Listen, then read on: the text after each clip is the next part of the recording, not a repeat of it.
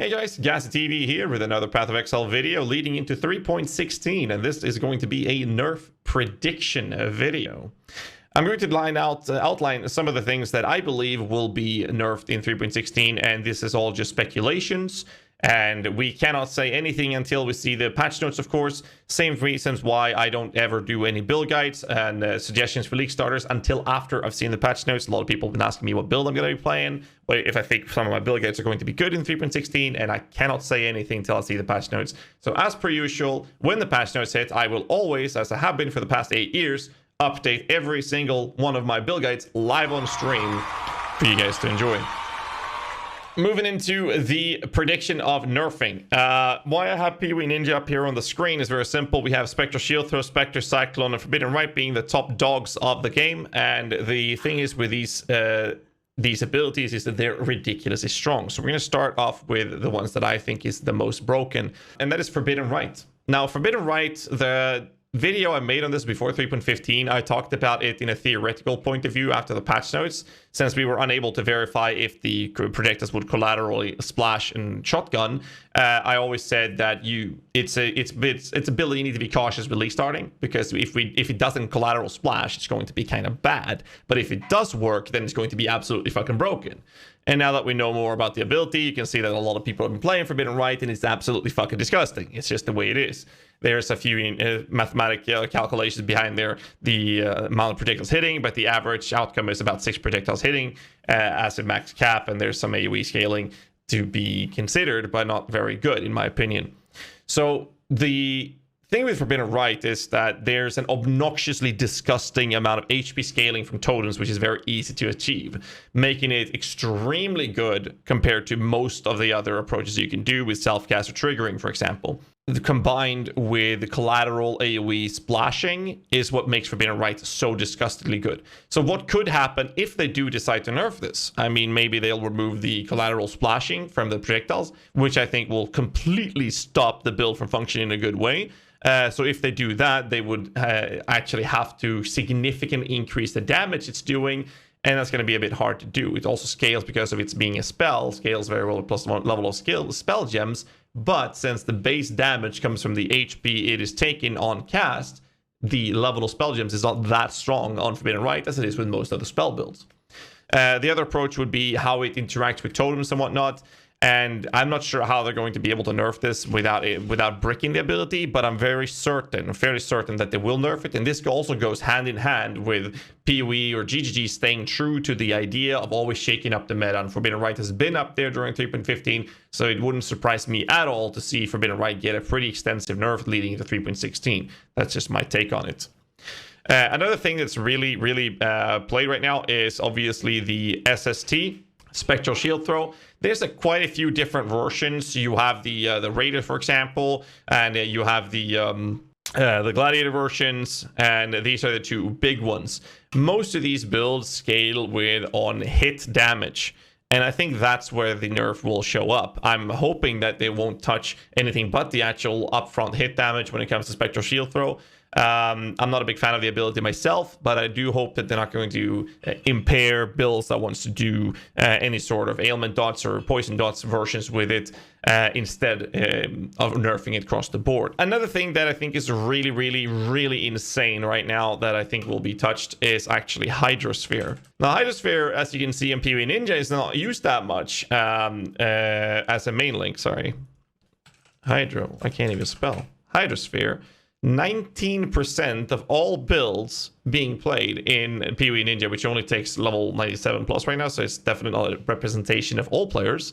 But on PoE Ninja, which is the only metric we can go with, as a side ability, people use Hydrosphere. That's 19% of all builds are using it. And the reason for this is because if you have Chain as a mechanic, you can hit the boss with one projectile, and it will chain over to the Hydrosphere. Now, if you have abilities that shoots out multiple projectiles, you can not shotgun with those projectiles for the most part, unless Forbidden Right, for example.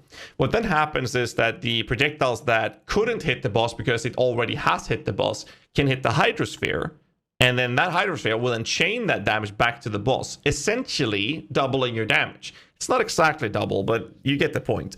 So when you're shooting with certain abilities that hits the boss, and therefore that cast cannot hit the boss again because of the avoidance of not being able to shotgun, which enemies can do but not players, you then land in a situation where those projectiles can hit the Hydrosphere, which will, thanks to chaining, hit back on the boss, which means that you're doing twice the amount of hits with those abilities, assuming they actually do behavior-wise or projectile travel-wise is actually targeting the Hydrosphere. So you will still be able to miss. But it's giving you the possibility of doubling your damage, which is what makes Hydrosphere so ridiculously fucking good, and it's just broken. To have such a short cast time, short cooldown on a simple ability that only requires you to have +1 chain, you can get this very easily from things like Snake Bite. There's an, Snake Pit. Snake Pit. I can't even spell, whatever. It found it there. Snake Pit gives you +1 chain. And there's an amulet that does it as well. There are builds with inherited effects to it, threshold jewels for it. Depending on the build you want to play, you will in most cases be able to create projectile abilities to use a chain effect on the ability, allowing you to hit the boss twice per cast. This is insanely broken, and I'm definitely expecting a nerf on this. I'm not sure how they're going to nerf this, but something needs to happen to this because this is absolutely brutal how broken this is. Another thing that is almost as broken as this is actually Brittle, that I think will be nerfed as well. Now, what Brittle is doing, which you can get from Secrets of Suffering Keystone, and there was one more. There's the Gale Sight is the other unique you can get it from here as well, which are the two main ones. I'd say the Secrets of Suffering is absolutely disgustingly good to do this with. The Secrets of Suffering, let me show you that on screen here. This is a cannot chill, ignite, or freeze, but it means you make your crits inflict Scorch, Brittle, and Sapped. Really, really cool way to apply. You have the interrogation cluster jewel, you have the replica Malachite, and you have the scepter base, the alternating scepter to approach this. So Brittle gives you a 15% base crit chance to crit. Now, why is this so broken? So let's say that you have 5% chance to crit an enemy when you hit it, and you have 100% increased critical strike chance. Your 5% then gets doubled, so times 2. That's 10% crit. Now, what happens with 15% base is that your 5% crit instead turns into 20% crit, and your 100% critical strike chance then moves that up to 40% crit. This is why modifiers on, for example, the high-budget Spectre helmets or minion helmets that uses the socketed spells of crit is one of the most strongest modifier you can have on the helmet. And that one, in an elevated, super high-budget mirror tier helmet, gives you 4% crit. And that is obnoxiously strong. Now compare that super, super high-budget, absolutely disgustingly strong modifier that gives you 4% to one certain minion, to having a debuff on the enemy that gives 15% base crit, which is not very hard to achieve. All you have to do is this mere crit with a lightning damage, right? And you just need one small cluster jewel for it. It is so broken, it's disgusting. So I definitely think that that's going to be changed. I'm not sure how they're going to change it. Most likely they're just going to lower the numerical value on Brittle, but it's definitely going to be something that I'm expecting to see a nerf in 3.16. And the last thing I wanted to mention, I'm pretty sure there's plenty of other nerfs coming up, but what I wanted to mention that I think that stands out the most that I'm expecting to see nerfed is actually the minor interaction between Eye of Winter and Reap.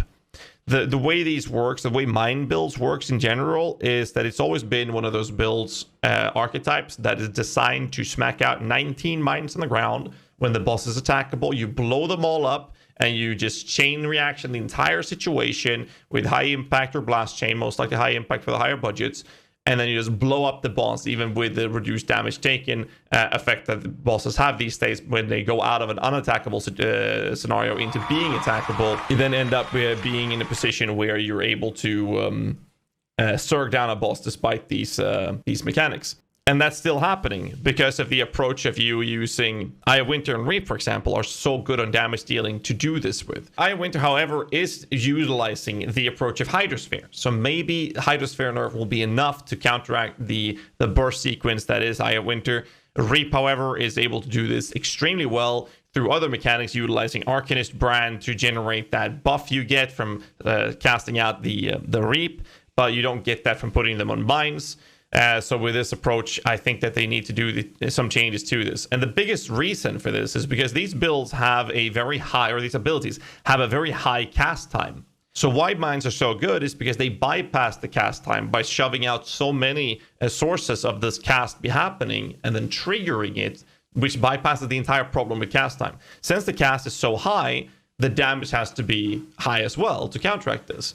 I think that an easy solution to balance out the builds utilizing these for mines is to simply move it into a position where they lower the cast time, but also lower the damage of it. Therefore, the DPS could be unchanged for self-cast, but it will definitely impact the way it's working with mines and traps and proxies in general. So those are the abilities that I think, and the mechanics and whatnot in the game that I think will be nerfed in 3.16. Just a speculation. Let me know in the comments below what you guys think will be nerfed in 3.16. And yeah, it's going to be very interesting. I'm very hyped about 3.16, and patch notes will be very, very, very, very interesting to read. Make sure you hit the like button, subscribe for more content. Until next time, stay safe, keep rocking.